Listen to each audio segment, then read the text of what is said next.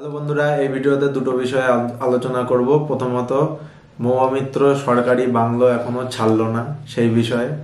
2 নম্বর, অভিষেক বন্দ্যোপাধ্যায় তিনি তার নিজস্ব লোকসভা ডায়মন্ড হারবার কেন্দ্রে ওই এরিয়াতে 76,000-এর বেশি বয়স্ক লোককে বার্ধক্য ভাতা দিয়েছেন 7ই জানুয়ারি।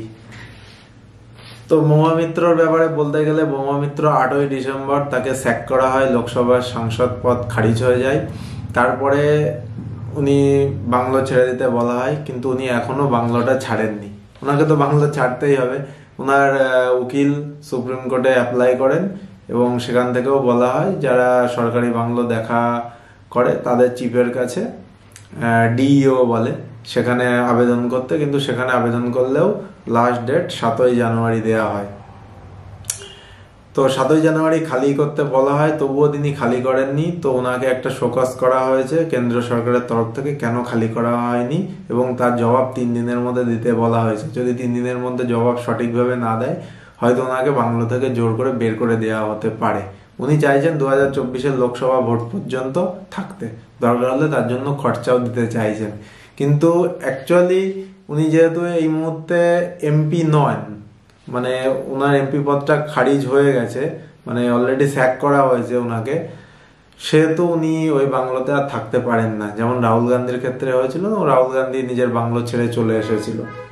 তো মহামিত্র এখনো ছাড়েননি। আশা করি নেক্সট 3 দিনের মধ্যে ফলাফল হয়ে যাবে, উনি ছাড়বেন কি ছাড়বেন না। না ছাড়লে সেন্ট্রাল গভর্নমেন্ট তো একটা স্টেপ নেবেই। গেল, আমার মনে হয় ওনার সসম্মানে ছেড়ে দেওয়াই ভালো হবে, যেহেতু উনি মোদিজির বিরুদ্ধে বলেছেন নেক্সট 30 বছর ধরে লড়াই করবেন আদানি এবং মোদিজির বিরুদ্ধে। সো আরেকটা নেক্সট ভিডিওর যে টপিক, অভিষেক ব্যানার্জির ব্যাপারে। শুভেন্দু অধিকারী অ্যাকচুয়ালি ইনকাম ট্যাক্সের প্রিন্সিপাল ডিরেক্টর জেনারেলকে একটা চিঠি লিখেছেন। তাতে বলা হয়েছে যে ডায়মন্ড হারবার কনস্টিটিউয়েন্সিতে যে 76,120 জনকে বার্ধক্য ভাতা দেওয়া হলো গত 7ই জানুয়ারি, তার মানে যে টাকাটা লাগলো সেখানে, তার সোর্সটা কি। মানে সবাইকে 1,000 টাকা করে যদি প্রতি মাসে দেওয়া হয়, তবে সেটা 7,61,20,000 হয়, যেটা হিউজ নাম্বার, এবং প্রতি মাসে দেওয়া হবে। মানে সারা বছরে অন অ্যান অ্যাভারেজ প্রায় 7-12-84 প্রায় 90 কোটি টাকার কাছাকাছি একটা অ্যামাউন্ট সারা বছরে দেওয়া হবে। তো ওনার কথা অনুযায়ী যে অভিষেক ব্যানার্জি এটাই ব্ল্যাক মানিকে হোয়াইট করছে অ্যাকচুয়ালি। কারণ উনি ওনার চিঠিতে লিখেছে যে অভিষেক ব্যানার্জির বিরুদ্ধে ইডি সিবিআই এর কেস অলরেডি চলছে। তো ইনকাম ট্যাক্সকে উনি আবেদন করছেন ইনকাম ট্যাক্সের কাছে যে এই মানির সোর্স দেখা হোক। কিন্তু এদিকে টিএমসি তো বলেই দিয়েছেন যে মানিটা ক্যাশ দেওয়া হবে না, ব্যাংকের হয় চেকের মাধ্যমে যাবে, না এনইএফটি আরটিজিএস এর মাধ্যমে ট্রানজাকশন হবে। তো এই বিষয়ে টিএমসির তরফ থেকে যেটা বলা হয়েছে, যে টিএমসির তরফ থেকে 16,000-এর বেশি ভলেন্টিয়ার ডায়মন্ড হারবারে অ্যাকচুয়ালি অভিষেকবাবু অ্যাড করতে পেরেছেন, যারা মাসে 4 জন থেকে 5 জন লোকের দায়িত্ব নিচ্ছেন, মানে 4-5 হাজার টাকা করে দিচ্ছেন। তো পুরো টাকাটা ওখান থেকে উঠে আসছে। 16,380 জন ভলেন্টিয়ার, যাদের মন ভালো, তারা এই টাকাটা দিচ্ছেন। অ্যাকচুয়ালি এটা ওনারা প্রতি মাসেই দেবেন, এটা হচ্ছে কথা। কিন্তু শুভেন্দু অধিকারীর কথা ওই যে 16,380 জন ভলেন্টিয়ার, তাদের ইনকাম সোর্সটাও দেখা হোক। এটার মাধ্যমে সামনের ভোটের জন্য কি 76,000 মানুষকে ঘুষ দেওয়া হচ্ছে না, এটা উনি এক প্রকার প্রশ্নচিহ্ন ছুড়ে দিয়েছেন।